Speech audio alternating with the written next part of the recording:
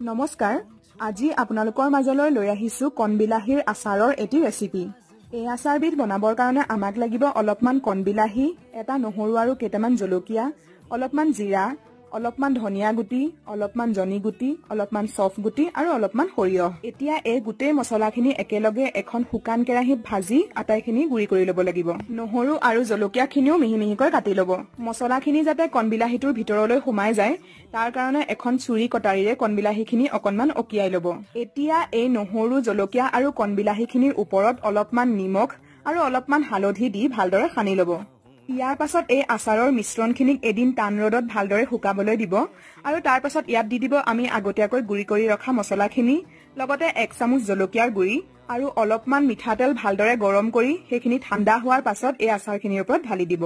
এইখিনি ভালদৰে মিলাই ল'ব আৰু বছ হৈ গ'ল আমাৰ এয়া কণবিলাহীৰ আচাৰ। খাবলৈ খুবেই ভাল লাগে, আপোনালোকেও